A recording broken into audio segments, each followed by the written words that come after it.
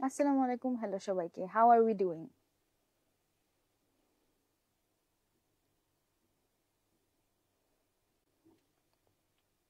আমরা একটু অপেক্ষা করি। আমাদের এখানে ভিউয়ার্স কাউন্ট একটু বেড়ে গেলেই আমরা আজকের ক্লাসটা স্টার্ট করে দিব।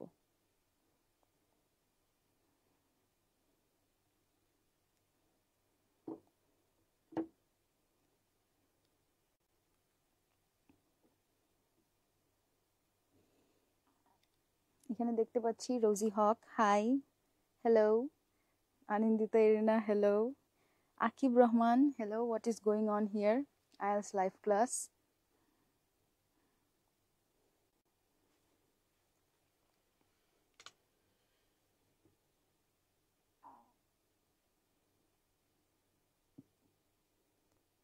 Hello, Ifti from Mirpur branch. Nice to meet you. Thanks for joining today's live.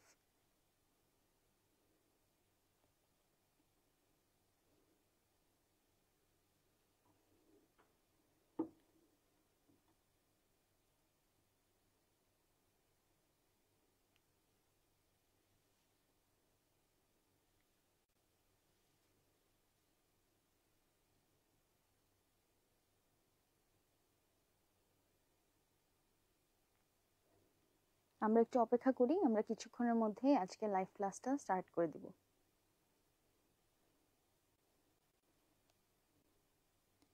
Anandita arena আপু, আজকেও কি রিডিং? হ্যাঁ আপু, আজকে আমাদের রিডিং ক্লাসটা হবে। আগের ক্লাসে আমরা যতটুকু রেখেছিলাম ওখান থেকে আজকে স্টার্ট হবে।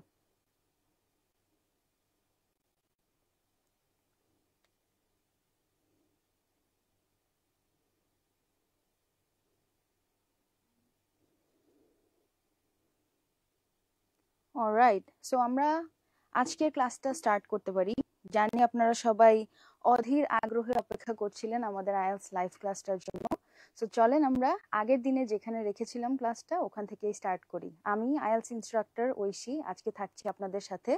আমরা ক্যামব্রিজের 19 নম্বর টেস্টের রিডিং টেস্ট পেপার 1 যেটা, এটার প্যাসেজ 2 এর লাস্ট হাফ থেকে আজকে স্টার্ট করব। আশা করি সবাই ভালো আছেন। সবাই অবশ্যই আমাকে কমেন্টে hi, hello and your questions সবকিছুই জানাবেন। আমরা গল্পও করব এবং পাশাপাশি ক্লাসটা শেষ করব আজকে।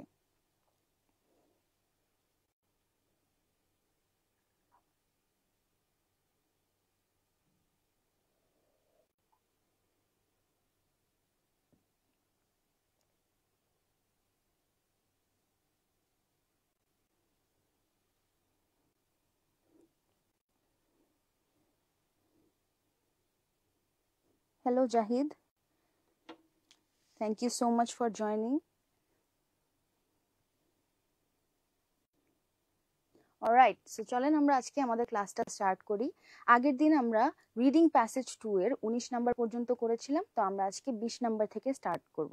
রিডিং প্যাসেজ 2 আমরা এখন আর থরলি পড়ব না, অ্যাজ আমাদের আগের ক্লাসে লাইন বাই লাইন পড়ানো হয়েছিল। আমরা দেখব যে আমরা আনসারগুলা কোন জায়গা থেকে খুঁজে পাচ্ছি। So starting with question number 20। Questions 20 and 21 দেখতে পাচ্ছেন এখানে আমাদের দুইটা অপশন, দুইটা লেটার্স আমাদেরকে চুজ করতে হবে। অপশন আছে আমাদের টোটাল 5টা, এ থেকে ই। সো এখানে লেখা আছে, দেখেন একটা জিনিস মাথায় রাখবেন, আইএলস এ আমাদের ইনস্ট্রাকশন গুলা খুবই জরুরি। ইনস্ট্রাকশন না পড়লে আপনি আনসার করতে গিয়ে 100% ধরা খাবেন। সো ইনস্ট্রাকশন পড়তে ভুলবেন না। স্টার্ট করি আমরা। Write the correct letters in boxes 20 and 21 on your answer sheet. তার মানে আমাদেরকে এখানে দুইটা আনসার খুঁজে বের করতে হবে। দেখেন, which two of the following statements does the writer make about inhabitants of the Mediterranean region in the ancient world? Inhabitants এর একটা সিনোনিম আমাকে অবশ্যই কমেন্ট বক্সে জানাবেন। অলরাইট, সো চলেন আমরা একটু অপশনগুলো দেখে নেই। আমরা প্যাসেজে অলরেডি কিন্তু এই পার্টটা পড়ে এসেছি। আপনাদের মনে আছে কিনা জানি না, এই আনসারটা আমরা প্যাসেজের প্যারাগ্রাফ নাম্বার বি ওখানে খুঁজে পাবো। সো আগে আমরা একটু অপশনগুলো দেখে নিই, চলেন। Option A, they often used to use stolen vessels to carry out pirate attacks. Vessels আমরা অলরেডি জানি, এখানে vessels অ্যাকচুয়ালি জাহাজ বা নৌকা, পাইরেটসরা সেই সময় যা ব্যবহার করতো ওগুলাকে ইন্ডিকেট করা হয়। সো এই ইনফরমেশনটা অ্যাকচুয়ালি এই আনসারের জন্য, এই কোয়েশ্চেনের জন্য কারেক্ট হবে না। দেন আমরা চলে যাই অপশন বি তে। They manage to escape capture by the authorities because they knew the area so well. এই অপশনটা আমাদেরকে কি বলতেছে, যে পাইরেটরা অ্যাকচুয়ালি যখন অথরিটিসরা ওদেরকে ক্যাচ করে ফেলে তখন ওরা এসকেপ করতে বা পালিয়ে যেতে অ্যাকচুয়ালি সাকসেসফুল ছিল। Then comes our option number C. They paid for information about the routes merchant ships would take. এটা আমরা দেখব প্যাসেজে আছে নাকি। আমাদের অ্যাকচুয়ালি প্যাসেজে যা আনসারগুলো আছে সেগুলাই আমরা পিক করে নিয়ে আসব। এরপর দেন they depended more on the sea for their livelihood than on farming. এই অপশনটা আমাদেরকে বলছে যে তারা ফার্মিং এর থেকে অ্যাজ ইন কৃষি কাজের থেকে সমুদ্রের উপরে বেশি নির্ভর করত ওদের জীবিকা নির্বাহের জন্য। They stored many of the goods taken in the pirate attacks in covers along the coastline. তার মানে ওরা যখন কাজকর্ম করত বা যখন ওরা পাইরেট অ্যাটাক করত তখন ওরা কি করত, যে কোস্টলাইনের আশেপাশে যা যা গুডস ছিল সবকিছুই সাথে করে নিয়ে যেত। সো চলেন আমরা দেখি আনসারগুলো এক্স্যাক্টলি কোথায় আছে। আমরা একবারে চলে যাব প্যাসেজ 2 এর প্যারাগ্রাফ বি তে। আপনি যখন নিজে এখন আমাদের সাথে সলভ করছেন, আপনি যখন একবারে আমাদের প্যাসেজটা নিয়ে বসবেন তখন আপনি অবশ্যই আনসারগুলো কানেক্ট করতে পারবেন। আপাতত জাস্ট দেখে নেন যে কিভাবে আমরা আনসারটা খুঁজে পেলাম। সো আমাদের কোয়েশ্চেনের মধ্যে প্যারাগ্রাফ বি যেটা, সেখানে বি এর আমরা যদি পুরো প্যারাগ্রাফটা কিন্তু আমরা পড়েছিলাম। সো বি এর যদি আমরা অ্যাকচুয়ালি লাস্ট দুইটা লাইনে তাকাই তাহলে লাস্ট দুইটা লাইনে দেখতে পারবেন যে caught in a trap, a slow merchant ship laden with goods had no other option but to surrender. তাহলে কি বলা হলো এখানে, যে ওরা যখন ট্র্যাপের মধ্যে পড়ে গিয়েছিল তখন একটা মার্চেন্ট শিপ, ব্যবসায়ীদের যে জাহাজটা, তাদের সারেন্ডার করা ছাড়া আর কোনো রাস্তা ছিল না। ইন অ্যাডিশন এখানে একটা লিঙ্কার ইউজ করে কি বলা হচ্ছে, আমাদেরকে এক্সট্রা একটা ইনফরমেশন দেওয়া হচ্ছে on knowledge of the local area helped the pirates to avoid retaliation once a state fleet arrived. তার মানে knowledge of the local area, এই যে এই পার্টটা আছে না, knowledge of the local area, main আনসারটা আমরা এই জায়গা থেকে খুঁজে পাচ্ছি অ্যাজ ইন 20, যেটা আমাদের কিন্তু এখন আমরা 20 and 21 করছি। সো 21st অপশন যেটা বি, ওইটা ডাইরেক্টলি এই সেন্টেন্সের সাথে কিন্তু আমাদের কানেক্টেড। অ্যাজ ইন এখানে আমাদের বলা হয়েছে যে knowledge of the local area helped the pirates to avoid retaliation. তার মানে ওই পার্টিকুলার অঞ্চলটা পাইরেটসরা খুব ভালো করে চিনতো, যেই কারণে ওরা অ্যাকচুয়ালি এসকেপ করতে সাকসেসফুল হয়েছিল। সো আমরা একটা আনসার কিন্তু অলরেডি পেয়ে গেলাম। আমাদের অপশন 20 এর আনসার কিন্তু B. They manage to escape capture by authorities because they knew the area so well. So এই যে এরিয়া আর ওই জায়গায় এইখানে ক্লিয়ারলি কিন্তু মিনিং ওয়াইজও দুইটা সেন্টেন্স একদমই সেম। এরপরে চলে যাই আমরা 20 পরে 21-এ, যেখানে আমাদের ডি। দেখেন ডিতে কি বলা আছে, they dependent more on the sea for their livelihood than on farming. এইটাও আমাদের প্যারাগ্রাফ বি লাস্টে ছিল। চলেন একটু প্যারাগ্রাফ বিটা আমরা একটু পড়ে আসি। অলরাইট, প্যারাগ্রাফ বিতে আমাদের যদি আমরা তাকাই, এখানে আমরা দেখতে পাবো যে ওরা কিভাবে এই পার্টিকুলার জায়গাটায় ওরা বেশি ছিল। সো চলেন, although piracy in the Mediterranean in the first recorded in ancient Egypt during the reign of Pharaoh Amenhotep III, it is reasonable to assume it predated this powerful civilization. এরপরে আমরা এখান থেকে যদি আস্তে আস্তে একটু মুভ করি নিচের দিকে, তখন আমরা দেখতে পাবো যে এইখানে অপশনস গুলা কিন্তু একটু সিকোয়েন্স মেনটেন করে দেওয়া নেই। অ্যাজ আমরা অলরেডি আমাদের লাস্টের এই লাইনটা দেখতে পাইছি কোথায়, লাস্টের লাইনটা আমাদের ছিল বিতে। এরপরে চলেন আবার একটু পড়তে থাকি। This is partly due to the great importance the Mediterranean held at this time and partly due to its geography. While the Mediterranean region is predominantly fertile, some parts are rugged and hilly, even mountainous. তার মানে এই পুরা জায়গাটা fertile হলেও, fertile as in যেই মাটিতে ফসল ফলে, এখানে কিছু কিছু জায়গা কিন্তু ছিল যে একটু পাহাড় ছিল, একটু হিলি ছিল। In the ancient times, the inhabitants of this area, এই দেখেন এই কথাটা, ইনহ্যাবিটেন্টসের আমরা কি আনসার পেয়েছি? আমরা একটু দেখি তো।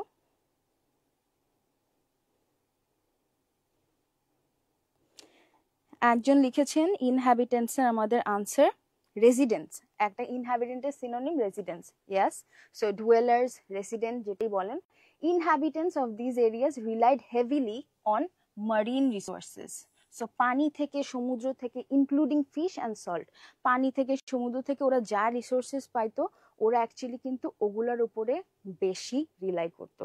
সো আমাদের এখানে যে অপশনটা ছিল যে ওরা, দেখেন 21 A D, they dependent more on the sea, marine resources, sea দুইটা একই, for their livelihood than on farming. So আমাদের 21 and 21 এই দুইটার আনসার আমরা পেয়ে যাচ্ছি B and D.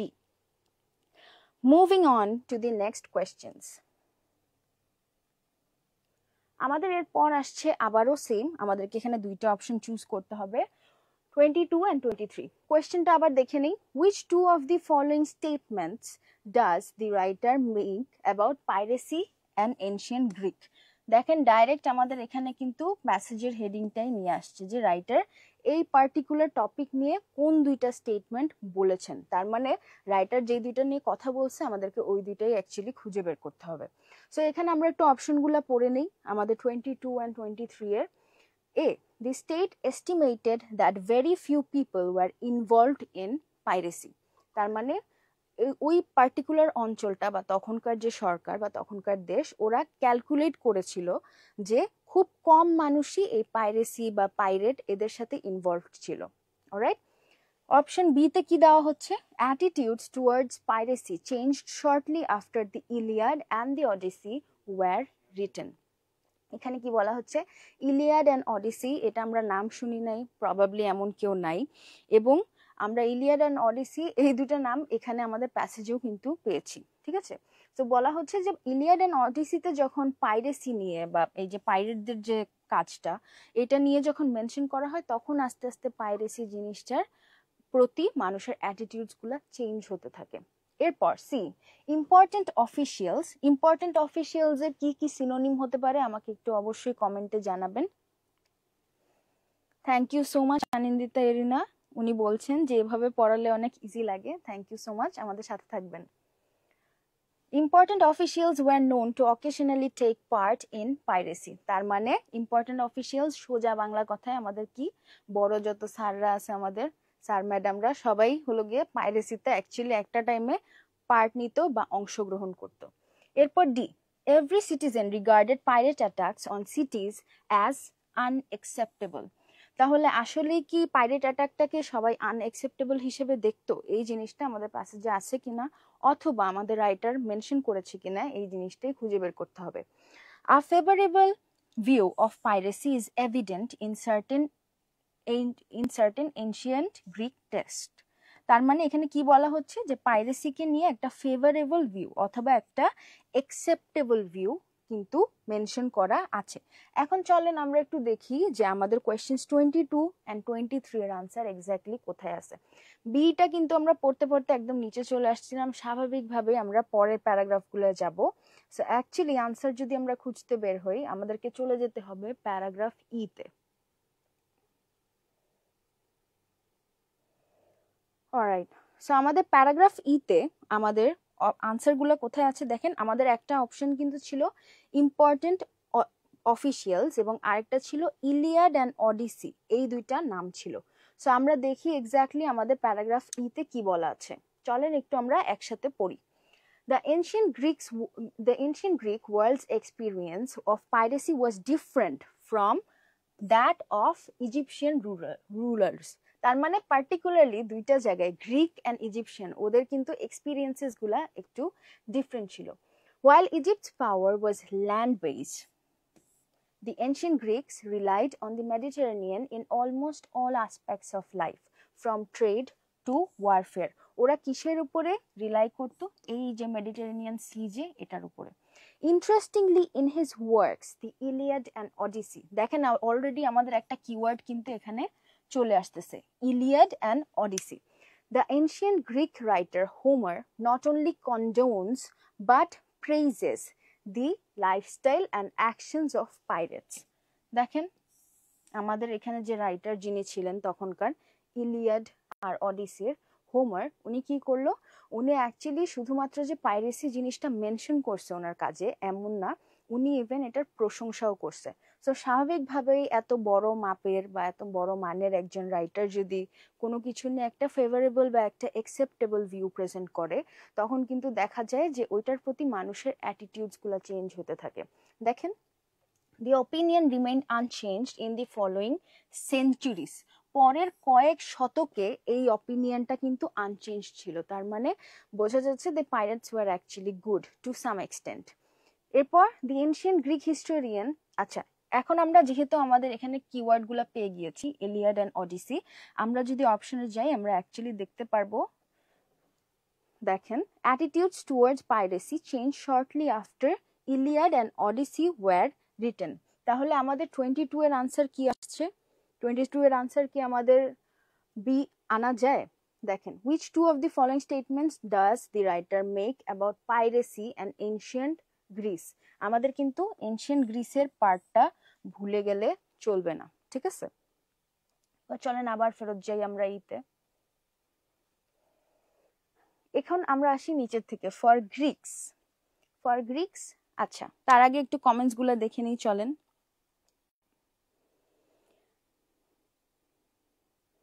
Zahid, thank you so much. Nishat Niloy, thanks for joining. Sheikh Abdullah Jobir, thank you. Badhon, Rasha, thank you আপু। Azmain Hossain, heading matching first day করা better or last day? Alright, so heading matching এর ব্যাপারটা হলো আপনার যে সিকোয়েন্সে কোয়েশ্চেনগুলো সাজানো আছে, আই উড সাজেস্ট আপনি ওভাবেই মুভ করেন, কারণ অনেক সময় যে ফার্স্টে করব না লাস্টে করব এগুলো করতে গিয়ে অনেক স্টুডেন্টের যেটা হয় তারা কিন্তু কোয়েশ্চেন্স মাঝখান দিয়ে মিস করে ফেলে। তো এইটার জন্য যেটা হতে পারে অনেক সময় আনসার শিটে কোয়েশ্চেন উলট পালট হয়ে যেতে পারে। এই কারণে এই জিনিসটা একটু ডিসকারেজ করা হয় যে হেডিং ম্যাচিং আপনি যেখানেই থাকুক না কেন আপনি সিকোয়েন্স ওয়াইজ মুভ করেন, তাহলে আপনার জন্য পুরো জিনিসটা ডিল করা একটু বেটার হবে। অলরাইট, আনন্দিতা এরিনা কোয়েশ্চেন করেছে, আপু এটা কি স্ক্যানিং নাকি স্কিমিং? আপু আমরা অ্যাকচুয়ালি স্ক্যানিং টেকনিক ইউজ করছি আপাতত, আমরা সামনে গিয়ে স্কিমিং টেকনিক যেটা সেটাও ইউজ করব। Alright, thank you so much Biplab, Tanzina, thank you so much. চলেন আমরা এবার একটু পড়ায় ফেরত যাই। অলরাইট, সো আমাদের এখানে আমরা চলে আসছি ফর গ্রিকস। এনশিয়েন্ট গ্রিকের আমাদের কিন্তু কথাটা বলছিল। So for Greeks piracy was a part of everyday life. দেখেন গ্রিকদের অবস্থা কি ছিল, ওদের জন্য এসব পাইরেসি প্রতিদিনের একটা ব্যাপার ছিল। Even high ranking members of the state were not beyond engaging in such activities.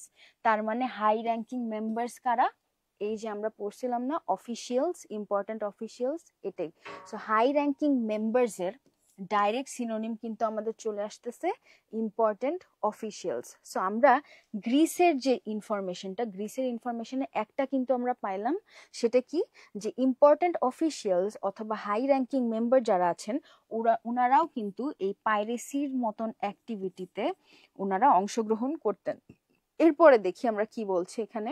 According to the Greek orator Demosthenes in 355 BCE, Athenian ambassadors made a detour from their official travel to capture a ship sailing from Egypt. তার মানে আগের যে আমাদের স্টেটমেন্টটা দেওয়া হয়েছে ওইটারই একটা explanation এখন আমাদের এখানে আসছে।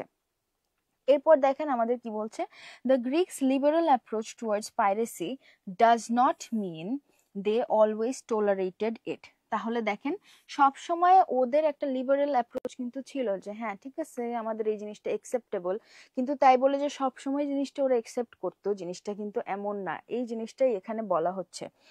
as but attempts to curtail piracy were hampered. কার্টেলের মিনিং কি আমাকে একটু কমেন্ট বক্সে জানান। Cartel piracy were hampered by the large number of pirates operating in the Mediterranean. Alright, চলেন এবার আমরা একটু আস্তে আস্তে চলে যাই আমাদের কোয়েশ্চেনে।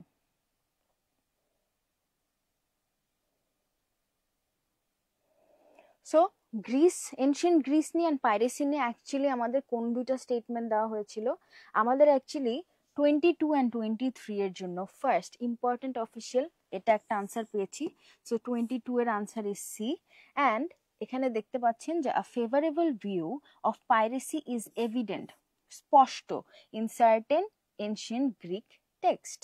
তার মানে কিন্তু এখানে দেখা যাচ্ছে যে আমাদের ইটাও এখানে আনসার হয়ে যাচ্ছে। আমরা ডিটাকে কোনোভাবেই আনসার হিসেবে নিতে পারছি না, কারণ ডিটা আমাদের ডাইরেক্টলি লেখা আছে আনএক্সেপ্টেবল।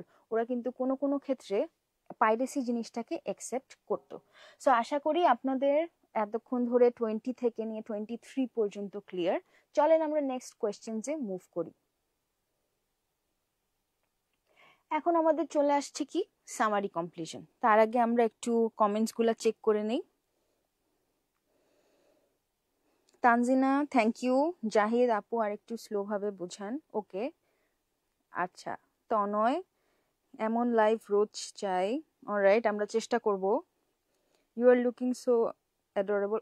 Alright thanks. আমরা একটু পড়ালেখায় ফেরত আসি। চলেন complete the summary below. So এখানে আমাদের সামারি কমপ্লিশন চলে আসতেছে। সো আমাদেরকে ইনস্ট্রাকশনে কি বলছে? Choose one word only. ঠিক আছে, সো আমরা ইনস্ট্রাকশনের বাইরে কোনোভাবেই যাব না। নিজের মতন কোনো আনসারও মেকআপ করার কোনো প্রয়োজন নাই। যা আনসার আমাদের কিন্তু সব প্যাসেজেই থাকে। Alright, so choose one word only from the passage for each answer. Write your answers in boxes 24 to 26 on your answer sheet. এখন আমরা যেটা করব সামারি কমপ্লিশনের ক্ষেত্রে আমরা ফার্স্টে আমাদের কিওয়ার্ড গুলাকে মার্ক করে নিব। কিওয়ার্ড অ্যাজ ইন আপনারা সবাই জানেন যে আমরা যখন কোনো গেম খেলতে বসি বা কোনো একটা টাস্কে বসি, আমরা সবার আগে কি করি? আমরা ক্লুজ গুলা খোঁজার চেষ্টা করি। সো এই ক্লুজ গুলাই হলো আমাদের আইএলস আমরা কিওয়ার্ডস হিসেবে চিনি। সো আমরা এখানে আগে কিছু ক্লুজ মার্ক করে নিব, যেগুলো আমাদেরকে পরে গিয়ে স্কিমিং অ্যান্ড স্ক্যানিং দুইটা টেকনিকই ইউজ করতে সাহায্য করবে। সো চলেন আমরা এটা একটু পড়ে নিই। Ancient Rome and piracy. Piracy was an issue ancient Rome had to deal with, but it also brought some benefits for Rome. তার মানে এটা একাধারে একটা চ্যালেঞ্জও ছিল এবং বেনিফিটসও ছিল। ঠিক আছে, for example pirates supplied slaves that were important for Rome's industry. তার মানে রোমের ইন্ডাস্ট্রির জন্য যে ওয়ার্ক লোডটা অথবা ওয়ার্ক ফোর্সটা দরকার ছিল, সেটার জন্য কিন্তু পাইরেটরা স্লেভ সাপ্লাই করতো বা দাস দাসীদেরকে সাপ্লাই করতো। However, attacks on vessels transporting blank to Rome resulted in calls for blank for the pirates responsible. Alright, however দিলেই আমাদের এখানে একটা কন্ট্রাস্টিভ আইডিয়া আসে। সো আমাদেরকে এখানে কি বলা হচ্ছে? Attacks on vessels transporting. ঠিক ব্ল্যাঙ্কের আগে দেখেন কি বলা আছে? ট্রান্সপোর্টিং। ব্ল্যাঙ্কের পরে দেওয়া আছে প্রিপোজিশন টু। সো যেহেতু ট্রান্সপোর্টিং শব্দটা দেওয়া আছে, তার মানে কোনো একটা জিনিস ট্রান্সপোর্ট করা হচ্ছিল ওই ভেসেল গুলা দিয়ে। It can be a material, it can be something else. আমরা দেখবো প্যাসেজে আমরা খুঁজে পাই নাকি। অলরাইট, এরপরে রেজাল্টেড ইন কলস for blank for the pirates. তার মানে এই যে ট্রান্সপোর্ট, যে জিনিসটাই ট্রান্সপোর্ট করছিল, তখন যে অ্যাটাক গুলো হতো এই ভেসেলদের উপরে, তখন এটার জন্য ডাইরেক্টলি সবার মাথায় একটা জিনিসই আসতো যে এটার জন্য প্রবাবলি পাইরেটসরা রেসপন্সিবল। সো এই জিনিসটার জন্য তখন ওই পাইরেটদেরকে কি করা হতো, এই আনসারটা কিন্তু এই জায়গায় লুকায় আছে। আমাদেরকে এটাই খুঁজতে হবে। Nevertheless, piracy continued with some pirates demanding a blank for the return of the Roman officials they captured.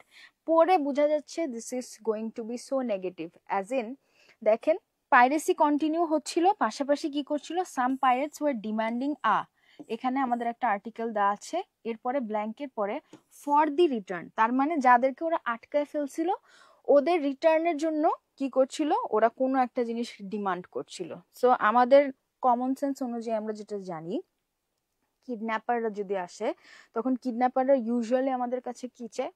আমাদের কাছে একটা অ্যামাউন্ট অফ মানি চায়, যাতে হ্যাঁ ঠিক আছে তুমি টাকাটা দাও আমি তাহলে ছেড়ে দিব। সো এই সিচুয়েশনই হয়তো বা এখানে হয়েছে। চলেন দেখি, আমরা চলে যাব আস্তে আস্তে আমাদের প্যারাগ্রাফ এফ এ, কারণ আমরা ই পর্যন্ত পড়ে ফেলছি। The rising power of ancient Rome required the Roman Republic to deal with piracy in the Mediterranean. ফার্স্টের ওপেনিংটাতে আমাদের ক্লিয়ারলি বলে দিল যে রোমে এক তো পাওয়ারের একটা ইনক্রিজ হচ্ছিল, পাশাপাশি এই জিনিসটার সাথে সাথেই কিন্তু কি করতে হচ্ছিল, পাইরেসি জিনিসটার সাথেও ওদেরকে ডিল করতে হচ্ছিল। While piracy was a serious issue for the Republic, Rome profited greatly from its existence. আমাদের প্রথম যে লাইনটা ছিল ওটার সাথে কিন্তু এই এক্সাক্ট লাইনটা একদম মিলে গেছে। দেখেন ওই লাইনে আমাদের বলা ছিল যে ইস্যুস অ্যান্ড বেনিফিটস, এখানে আমাদের কি দেওয়া আছে, সিরিয়াস ইস্যু অ্যান্ড প্রফিটস, তার মানে কিন্তু জাস্ট সিনোনিমস। অলরাইট, এরপরে pirate raids provided a steady source of slaves, স্লেভসের কথাও বলা ছিল যে essential for Rome's agriculture and mining industries, তার মানে রোমে যে কাজের জন্য স্লেভস গুলো দরকার ছিল ওইটা কিন্তু এই পাইরেটসরাই সাপ্লাই দিত। এই এক্সাক্ট লাইনটা আমরা কিন্তু ওখানে পেয়েছি।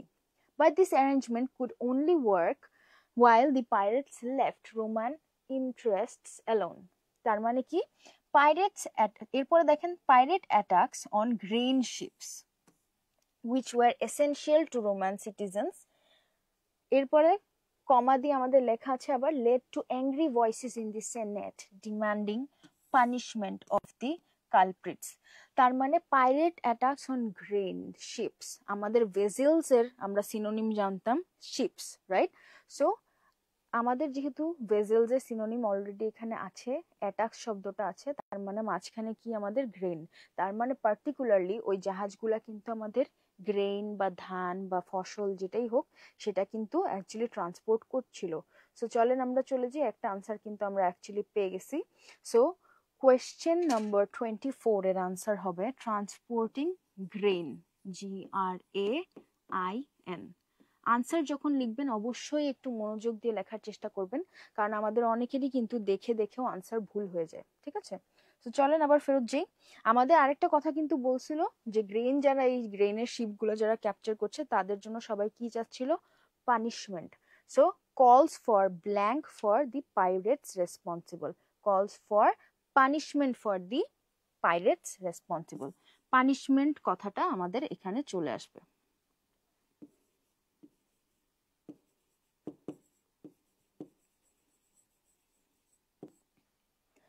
এরপরে আমরা যাই, এখন পর্যন্ত কিন্তু পরের ইনফরমেশনটা আমরা পাই নাই যে যাদেরকে, যে অফিসিয়ালসদেরকে ওরা ক্যাপচার করে ফেলতো তাদের রিটার্নের জন্য ওরা এক্স্যাক্টলি কি পাইতো বা কি চাইতো, ঠিক আছে? সো চলেন আমরা চলে যাই আবার প্যারাগ্রাফ এফ এ, যেখানে আমরা পড়ছিলাম। Alright, so by the 1st century BCE, emboldened pirates kidnapped prominent Roman dignitaries, তার মানে রোমান অফিসিয়ালদেরকে কিডন্যাপ করে ফেলতো, asking for a large ransom to be paid। Answer কি পাইছি? আনসার হলো ransom। 26 এর আনসার আমাদের ransom। Alright, so this marks the end of our passage 2। আমরা এখন আস্তে আস্তে আমাদের প্যাসেজ 3 তে মুভ করে ফেলবো। চলেন তার আগে আমরা একটু কিছু কমেন্টস এন্ড কোয়েশ্চেন্স গুলো চেক করে নিই।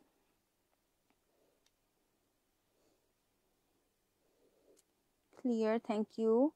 Fariha, helpful tips, thank you. Cartel means reduce, very good. Antara, Tanzina ma'am, summary completion পারি না।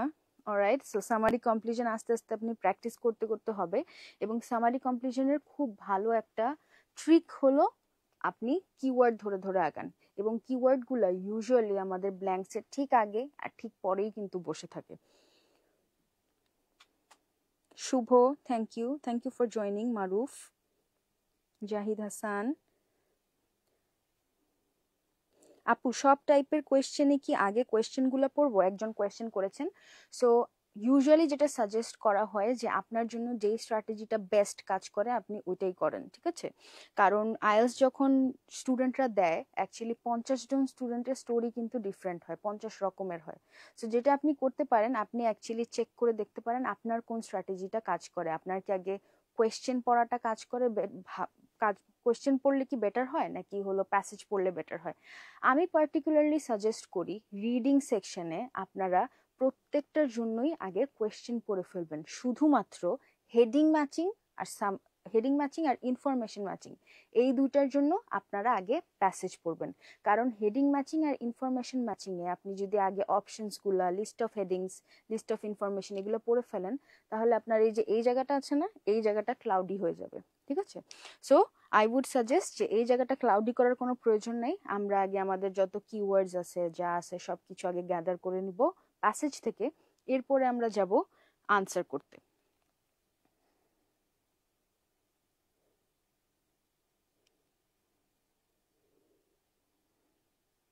Alright, Saiful, Zahid, thank you, Misba, hello Misba, thanks for joining. Adhara Mahi,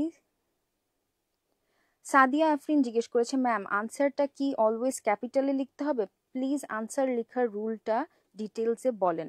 so একটা জিনিস বলা হয় যে আপনি আনসার যেটাই লিখেন না কেন, সেটা আপনার আনসারসের মধ্যে একটা কনসিস্টেন্সি থাকতে হবে। Consistency as in what? ধারাবাহিকতা। আপনি যদি, আমি এখানে আপনাকে কিছু অপশনস লিখে দেখাই, ঠিক আছে? আপনি যদি একটা আনসার লিখেন এভাবে, অ্যাপল, এরপরে আপনি পরের আনসারটা লিখলেন এভাবে, অ্যাপল, তারপরেরটা আবার আপনি লিখলেন এভাবে, অ্যাপল। সো দেখতেও বাজে লাগতেছে, and this is actually not encouraged.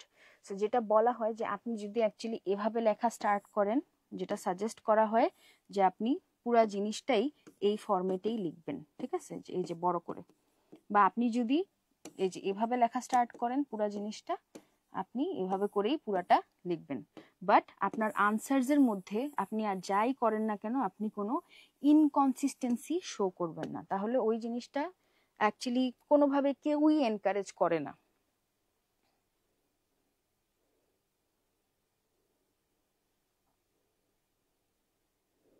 Alright আপু, আপনার ক্যাপিটাল লেটারগুলো সুন্দর হয় বেশি, আই গেস দেখতেও ইজি হয়।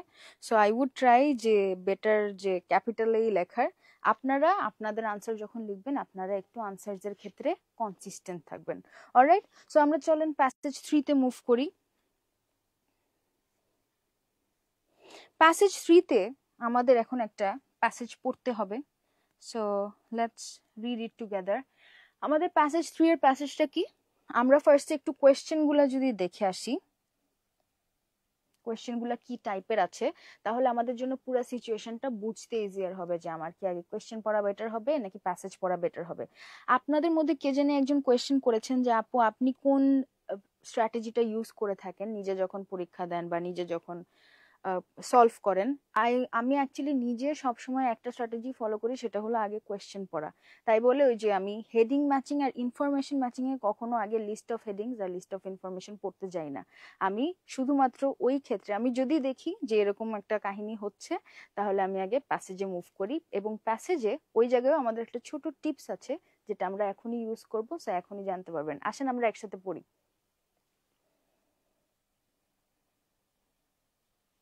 সো আমাদের রিডিং প্যাসেজ 3 কি নিয়ে আসছে? The persistence and peril of misinformation. So persistence and peril, এই দুইটার আমাকে একটু সিনোনিম অ্যান্ড মিনিং গুলা জানাবেন। দেখেন নিচে এখানে আমাকে ছোট করে একটা সাবটাইটেলের মতো কি দিয়েছে, ব্রায়ান সাউথওয়েল, একজন ভদ্রলোকের নাম, looks at how human brains verify information and discusses some of the challenges battling widespread falsehood।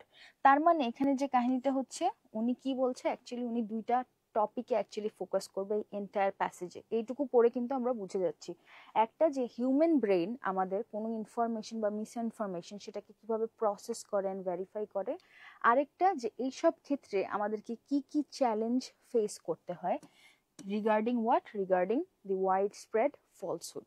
ঠিক আছে, সো আমরা যদি একটু স্টার্ট করি পড়া, দেখেন মিস ইনফরমেশন, আমরা কোয়েশ্চেনে যাওয়ার আগে আমরা চলেন একবারে প্যাসেজ থেকেই স্টার্ট করি। ঠিক আছে, miss information both deliberately promoted, আমাদের টপিক কিন্তু এই যে এটা, ঠিক আছে, মিস ইনফরমেশন, ভুল information, both deliberately promoted and accidentally shared. দেখেন এখানে আমাদেরকে একটা এক্সট্রা ইনফরমেশন দেওয়া হয়েছে, এই দুইটা হাইফেনের মাঝখানে। ইজ পারহ্যাপস, আপনি যদি এই এক্সট্রা ইনফরমেশনটা এখান থেকে সরায়ও দেন, দেখবেন যে এই লাইনটা নর্মালি খুব ভালোভাবেই একটা নর্মাল সেন্টেন্সের মতো সেন্স মেক করছে, ঠিক আছে? Misinformation, both deliberately promoted and accidentally shared, is perhaps an inevitable part of the world in which we live, but it is not a new problem. তাহলে বলতেছে কি আমাদেরকে এখানে, যে এই মিস ইনফরমেশন যেটা হয়তো বা ইচ্ছাকৃতভাবে বা অনিচ্ছাকৃতভাবে শেয়ার করা হয়, এটা আমাদের জীবনের, আমাদের দুনিয়ার এখন একটা খুব বড় অংশ হয়ে দাঁড়াইছে, যেটাকে কোনোভাবেই বাদ দেওয়া যায় না। এবং কিছু কিছু ক্ষেত্রে it is not a new problem, এটা হয়তো বা এমন হয়ে গেছে যে আমাদের গায়েস হয়ে গেছে, যে আমাদের আর কোনো যায় আসে না একটা ফেক নিউজ দেখলে, এরকম। People likely have lied to one another for roughly as long as verbal communication has existed. তো এখানে বুঝতে পারতেছেন কি বলছে? এখানে বলছে মানুষ যখন থেকে কমিউনিকেশন করা শুরু করছে তখন থেকে মিথ্যা বলে, and I actually support that. এরপর, deceiving others can offer an apparent opportunity to gain strategic advantage, to motivate others to action, or even to protect interpersonal bonds. এরপর আমাদেরকে কি বলছে দেখেন, moreover people inadvertently have been sharing inaccurate information with one another for thousands of years. তার মানে আমাদেরকে এখানে writer এই প্যারাগ্রাফটা কি করলো, আমরা একটা জিনিস এখন করব, যে স্ট্র্যাটেজিটা আমি ইউজ করে থাকি, একটু আগে বলছি যে আমরা দেখবো স্ট্র্যাটেজিটা কি। সো আমি যেটা ইউজ করে থাকি, আমরা একসাথে কিন্তু প্যারাগ্রাফ পড়ি অনেকগুলা, রাইট? সো আপনি ধরেন এখানে পড়তেছেন 6-7টা প্যারাগ্রাফ, আপনি 7 নাম্বার প্যারাগ্রাফে যাওয়ার পরে আপনি ফেরত যখন আসবেন 1 নাম্বার প্যারাগ্রাফে, তখন কিন্তু আপনি ভুলে যাবেন যে আপনি 1 নাম্বারে কি পড়ছিলেন। এটার জন্য আমরা করতে পারি, প্রত্যেকটা প্যারাগ্রাফের পাশে আমরা একটু শর্ট কিছু নোটস নিয়ে রাখতে পারি আমাদের নিজেদের বোঝার জন্য। This does not have to be grammatically accurate, just আমাদের নিজের বোঝার জন্য নোটস। সো আমরা একটা জিনিস বলে রাখতে পারি, এখানে রাইটার এই পুরা প্যারাগ্রাফে একটা জিনিস আমাদেরকে ক্লিয়ার করে দিছে, সেটা কি, যে মিস ইনফরমেশন জিনিসটা শুরু থেকে এক্সিস্ট করছে, এবং এই এক্সিস্টেন্সের পিছনের রিজন কি, ভার্বাল কমিউনিকেশন এবং দি স্প্রেড।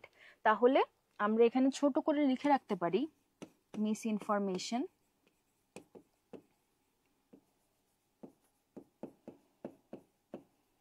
ইকুয়ালস এক্সিস্টেন্স, ঠিক আছে? এটা সম্পূর্ণ আমাদের নিজেদের বোঝার জন্য, আমরা এখানে কোনো কাহিনী করতে যাব না, এটা জাস্ট আমরা ক্লুটা ক্যাচ করার জন্য। অলরাইট, চলেন পরের প্যারাগ্রাফে যাই। হাউএভার দিয়ে একটা কন্ট্রাস্টিভ আইডিয়া নিয়ে আসতেছে আমাদের এখন, সেটা কি, we currently live in an era in which technology enables information to reach large audiences distributed across the globe, and thus the potential for immediate and widespread effects from misinformation now looms larger than in the past. বলতেছে যে এই টেকনোলজির জন্য, এখন technology এত advanced হয়ে গেছে যে আমাদের সবার কাছেই কিন্তু বাসার কোনো স্মার্টফোন আছে, না হলে আইপ্যাড আছে অর এনিথিং। সেটার জন্য কি হচ্ছে, এই মিস ইনফরমেশন জিনিসটা আমাদের কাছে, আমরা মিস ইনফরমেশন জিনিসটাকে অ্যাক্সেস করতে পারছি আগের থেকে অনেক বেটার, এবং এই জিনিসটা একটা গ্লোবাল প্রবলেম হয়ে কিন্তু দাঁড়াইছে। এখন এই জিনিসটা বলা হচ্ছে যে এই মিস ইনফরমেশনের এফেক্টটা আমাদের জীবনে খুব বেশি একটা প্রভাব ফেলে। এরপরে দেখেন কি বলছে, yet the means to correct misinformation might over time be found in those same patterns of mass communication and of the facilitated spread of information. Writer এখানে বলতেছে হয়তো বা এগুলা ঠিক করার সলিউশনগুলা আমরা এখানেই খুঁজে পাবো আমাদের এই টেকনোলজির মধ্যে। তাহলে এখানে আমরা কি দেখতে পাচ্ছি, যে টেকনোলজির জন্য আমাদের এই পুরা জিনিসটা আরো বেশি বাড়তেছে, রাইট? মিস ইনফরমেশনের স্প্রেডটা, এটাকে আমরা এখানে ছোট করে একটা নোট নিয়ে রাখতে পারি, টেকনোলজি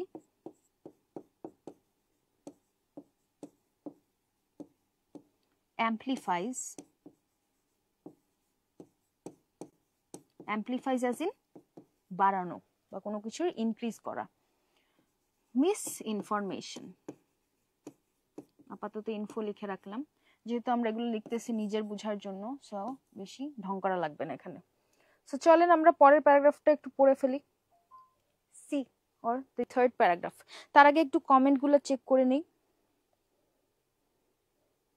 কাউসার ভাই লিখেছেন যে বেশি করে পড়তে হবে তাহলেই পারবেন, ইয়াস ইউ আর রাইট। এরপর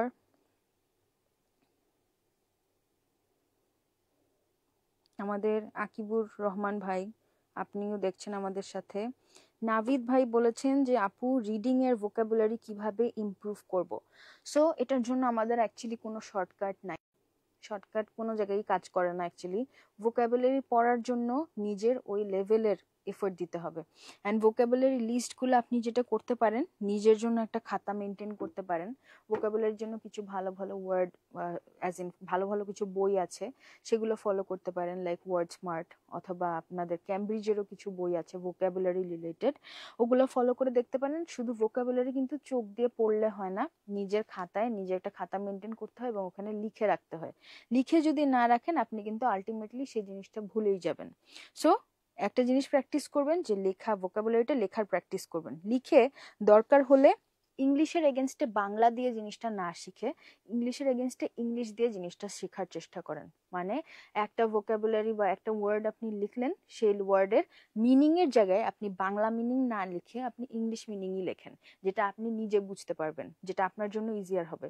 পাশে এটারই আরো 3টা সিনোনিম লিখে রাখেন। এরকম করে যদি আপনি পুরো জিনিসটা বিল্ড করেন, তাহলে আপনার জন্য দেখবেন যে ভোকাবুলারি শেখা অনেক ইজি হয়ে গেছে। তানজিনা আপু আমাদেরকে জিজ্ঞেস করেছে, ম্যাম হ্যান্ডরাইটিং ভালো না হইলে কি মার্কস কাটবে? Not really. এখন আপনি যদি হ্যান্ডরাইটিং আপনার এরকম হয় যে আপনার লেখা পড়ে মনে হচ্ছে যে হায়ারোগ্লিফ, রাইট, যে আপনি এমন একটা ভাষায় লিখতেছেন যেটা কেউ বুঝতেছে না, তখন it's definitely going to be a problem. Otherwise আপনার লেখা যদি ইন্টেলিজেবল হয় তাহলেই হবে। চলেন আমরা আবার একটু প্যাসেজে ফেরত আসি। দি মেইন ওয়ারি, আমরা আবার গল্প করব, সমস্যা নেই, একটু প্যাসেজে ফেরত আসি। The main worry regarding information is its potential to unduly influence attitudes and behaviour. তাহলে মেইন ওয়ারি, মেইন কনসার্নটা কি আসতেছে সেটা আমরা এখন দেখতেছি। আনডিউলি, এটা মানে কি? প্রয়োজনের চেয়ে অতিরিক্ত। আমাকে কিছু আনডিউলির সিনোনিম একটু কমেন্ট বক্সে জানান। Alright, leading people to think and act differently than they would if they were correctly informed, as suggested by the research teams of Stephen Lewandowski of the University of Bristol and Elizabeth Marsh of Duke University, among others. Particularly দুজন রিসার্চারের কথা বলা হলো। ওনারা বললেন যে এই যে আমাদের এত মেইন ওয়ারিটা, মেইন সমস্যাটা বা মেইন চ্যালেঞ্জটা কি, সেটা হলো যে এত অতিরিক্ত ইনফ্লো অফ মিস ইনফরমেশন, যে মানুষজন অ্যাকচুয়ালি ওটার জন্য ইনফ্লুয়েন্সড হয়ে যায়। এবং মিস ইনফরমেশনে ইনফ্লুয়েন্সড হয়ে কি হচ্ছে, যে ভুলভাল কথা বলছে বা ভুলভাল উত্তর দিচ্ছে। সেটার জন্য ওরা বলতেছে যে এই মানুষগুলোই যদি সেম ইনফরমেশনটা ভালোভাবে কারেক্টলি জানতো, তখন হয়তো বা ওদের কাজে বা কথায় ইনফ্লুয়েন্সটা আর একটু ডিফারেন্ট হতো। এরপর আমরা দেখি পরের লাইনে কি বলছে। In other words, we worry that misinformation might lead people to hold misperceptions. তার মানে মিসইনফরমেশন, ভুল ধারণা, ভুল ইনফরমেশনের জন্য কি হতে পারে? মিসপারসেপশনস বা ফলস বিলিফ, কোনো মিথ্যা জিনিস আপনি হয়তো বা বিশ্বাস করা শুরু করবেন।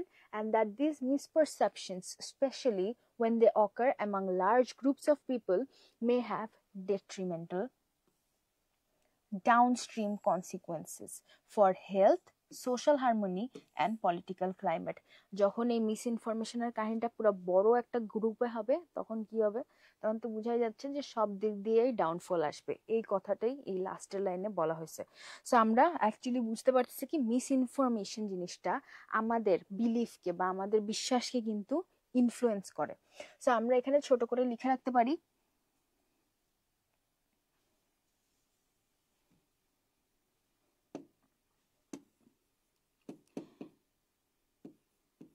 influence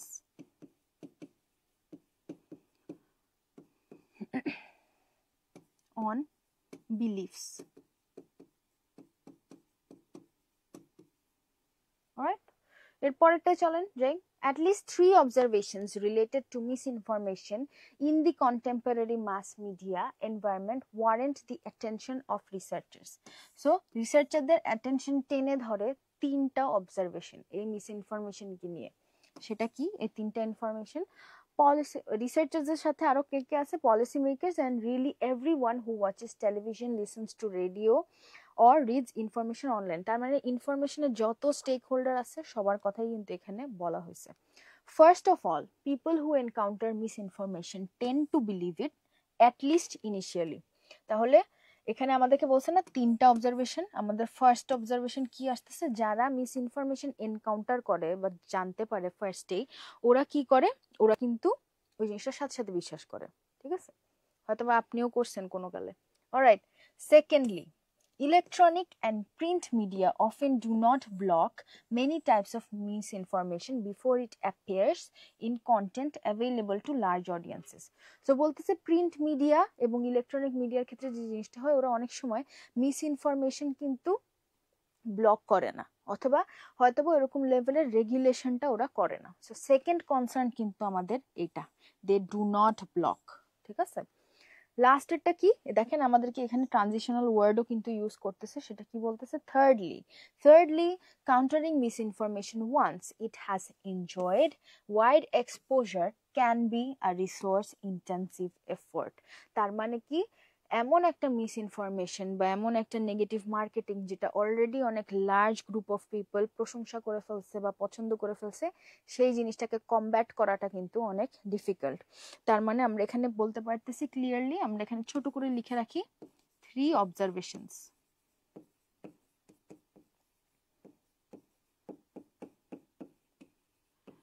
এরপর, knowing what happens when people initially encounter misinformation holds tremendous importance for estimating the potential for subsequent problems। subsequent এর একটা সিনোনিম জানেন, বাংলা অর্থটা বলে দেই, পরে যা হবে। ঠিক আছে, সো এখানে কি বলতেছে যে ইনিশিয়ালি এই যে মিস ইনফরমেশনের সাথে এনকাউন্টার করলে কিন্তু এরপরে প্রবলেমস গুলা কি হবে সেটা কিন্তু অনেক ক্ষেত্রে এস্টিমেট করা গুরুত্ব আছে।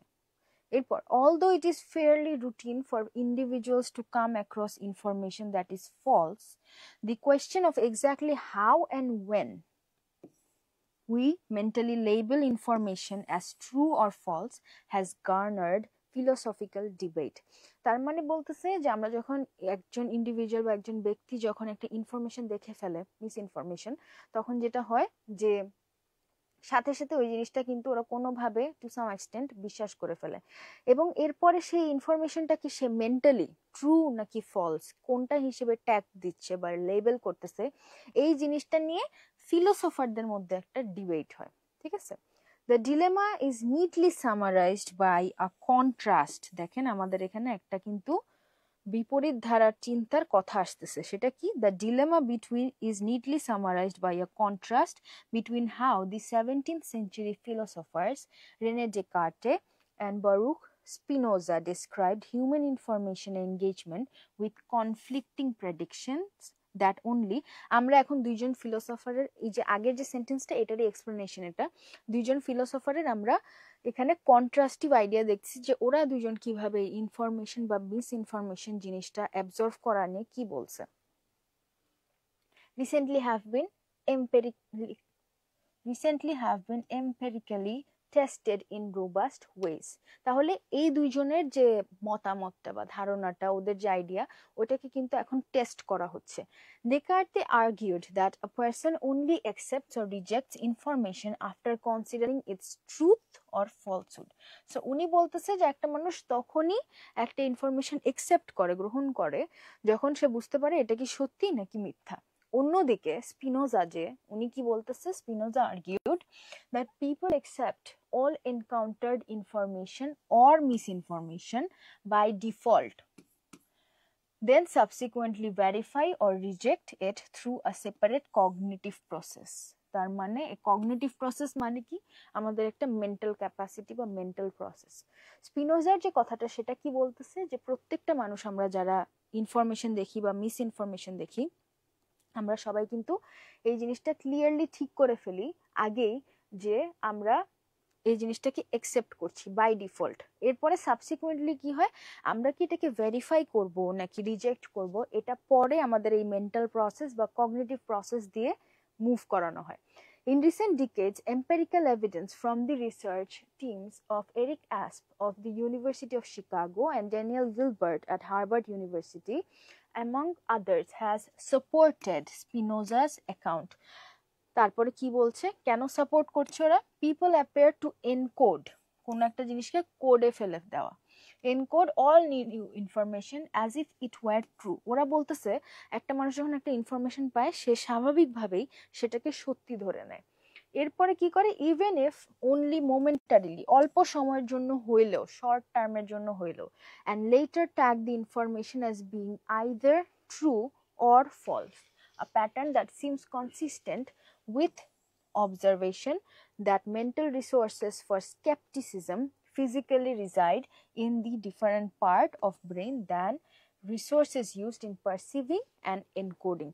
তার মানে আমাদের যে স্পিনোজা এন্ড ডেকার্তে দুইজনের যে আর্গুমেন্টটা, পরবর্তীতে কি হচ্ছে, স্পিনোজার যে আর্গুমেন্টটা ওইটাকে মানুষজন বা রিসার্চাররা, এখানে দুইজন রিসার্চারের নাম আছে, ওনারা বেশি সাপোর্ট করছে এটা বলে যে মানুষ ইউজুয়ালি পুরো ভেরিফিকেশনটা একটা কগনিটিভ প্রসেসের মধ্যে দিয়ে করে থাকে।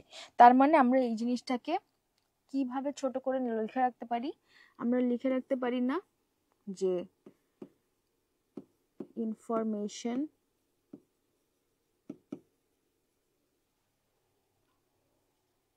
প্রসেস, ইনফরমেশন প্রসেসিং প্লাস আমরা একটু লিখে রাখি কন্ট্রাস্ট ইন ভিউজ। দুইটা ভিউ যেখানে আসছে এটা কিন্তু আমাদের ভুলে গেলে চলবে না, ঠিক আছে?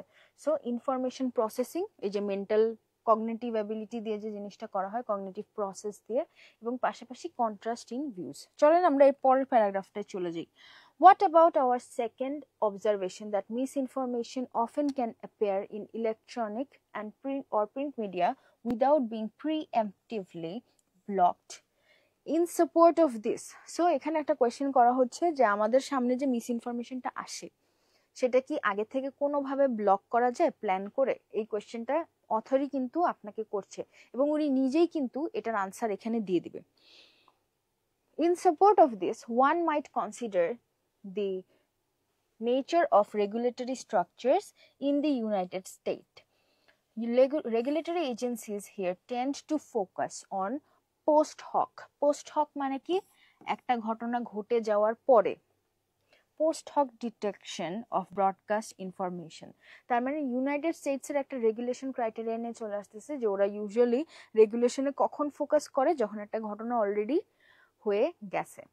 তারপরে organizations such as Food and Drug Administration (FDA) offer considerable monitoring and notification functions, but these roles typically do not involve preemptive censoring. তার মানে এই জায়গায় কিন্তু ওদের এখানে কিছু মনিটরিং এন্ড নোটিফিকেশন ফাংশন থাকলেও ওরা আগে থেকে কোনো কিছুই সেন্সর করে রাখে না। The FDA oversees direct to consumer prescription drug advertising, for example, and has developed mechanisms such as the bad ad program through which people can report advertising in apparent violation of FDA guidelines on drug risks. So ওরা নিজেরা একটা এখানে rule create করছে যে মানুষ চাইলে bad add এটাকে mark করতে পারে। Such programs, although laudable and useful, এই ধরনের প্রোগ্রামগুলা যেগুলা প্রশংসার উপযোগী এবং অবশ্যই ইউজফুল, সেগুলো কি করে, do not keep false advertising of the airways. এরা কোনোভাবেই কিন্তু এই যে মিস ইনফরমেশন বা ফলস অ্যাডভার্টাইজমেন্ট এটাকে কোনোভাবেই আটকাইতে পারে না।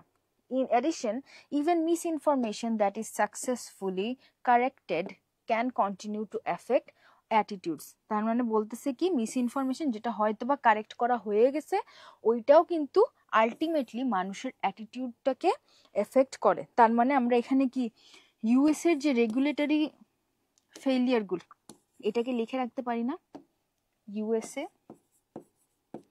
রেগুলেশন ফেইলিয়ার, এটুকু লিখে রাখি আমরা আমাদের আন্ডারস্ট্যান্ডিং এর জন্য। চলেন একটু কমেন্টস গুলো পড়ে আসি। শর্টকাট কোনো উপায় নাই Minhaj, not really sorry, but কোনো শর্টকাট নাই আমাদের। আপু আগে রেদওয়ান জিজ্ঞেস করছে আপু আগে রিডিং এর কোয়েশ্চেন্স পড়বো নাকি প্যাসেজ পড়বো। সো এটা অ্যাকচুয়ালি নিজে আপনার কোন স্ট্র্যাটেজিটা কাজ করে ওটা দেখবেন। ইউজুয়ালি সাজেস্ট করা হয় আগে কোয়েশ্চেন পড়বেন এরপরে প্যাসেজ পড়বেন, কিন্তু list of headings and list of ইনফরমেশনের ক্ষেত্রে কখনোই আগে অপশনসগুলা পড়তে যাবেন না।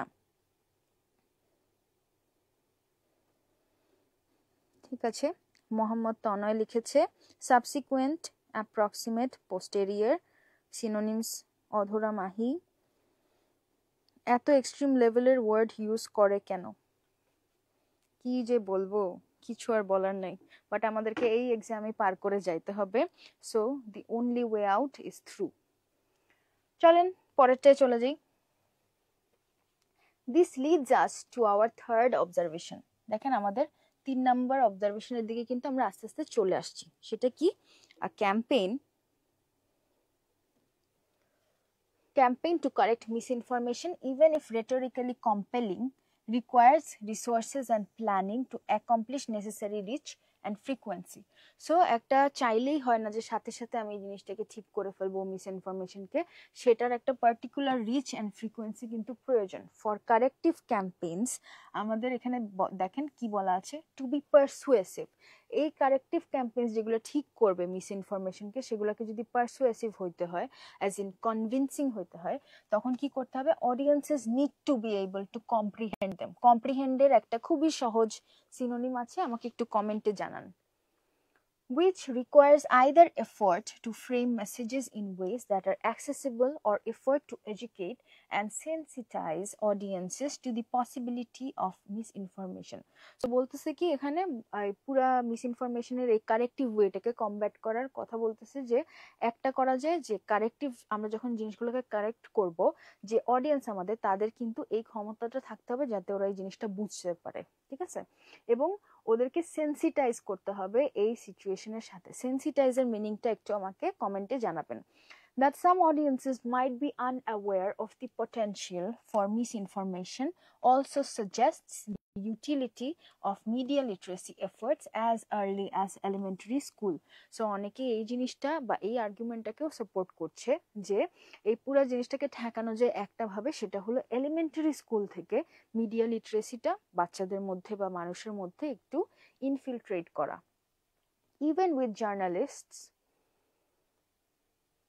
with journalists and scholars pointing to the phenomenon as in ঘটনা of fake news, people do not distinguish বা পার্থক্য করে না between demonstrably false stories and those based in fact when scanning and processing written information. তার মানে অনেকে বলতেছে এই ফলস নিউজের জন্য মানুষজন অনেক ক্ষেত্রে কিন্তু এগুলোর মধ্যে ডিস্টিংগুইশও করা বাদ দিয়ে দিছে। তার মানে আমরা এখানে বুঝতে পারতেছি যে পুরা কারেক্টিং এর যে প্রসেসটা, এই জিনিসটা কিন্তু খুবই চ্যালেঞ্জিং। আমরা লিখে রাখতে পারি কারেক্টিং ইকুয়ালস টু চ্যালেঞ্জিং।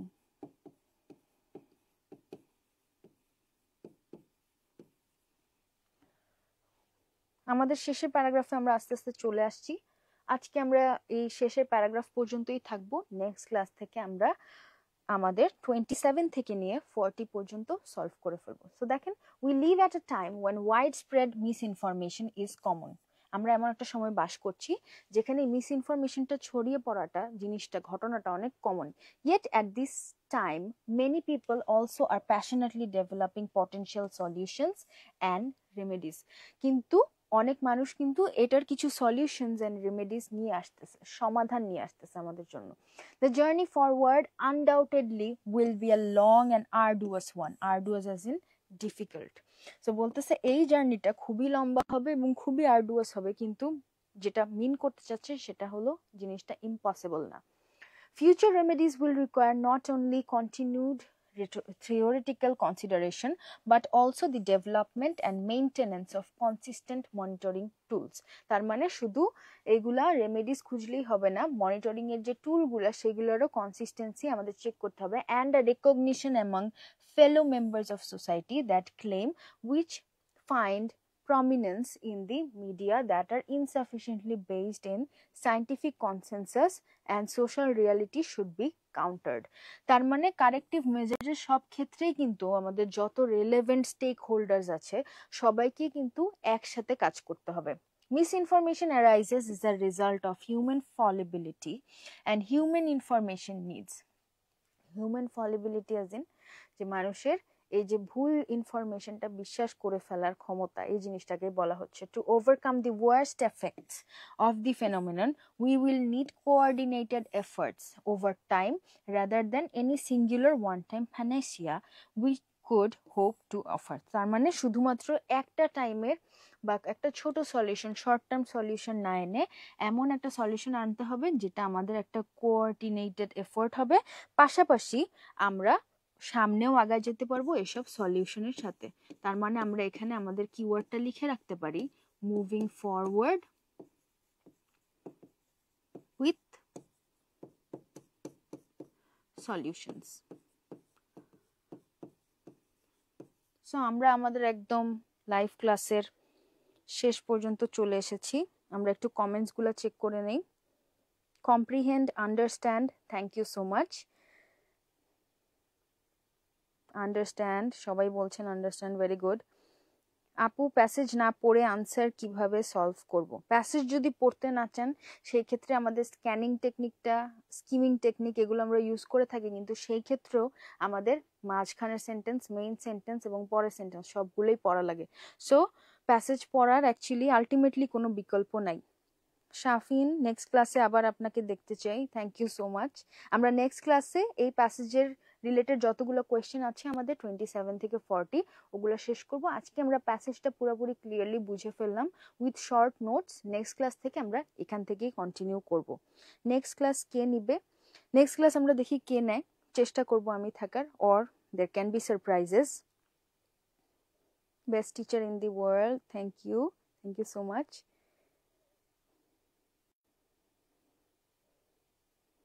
আপু রিডিং প্যাসেজ পড়তে গেলে মাথা ধরে যায়, কি করব? কোনো শর্টকাট আছে? শর্টকাট তো নাই।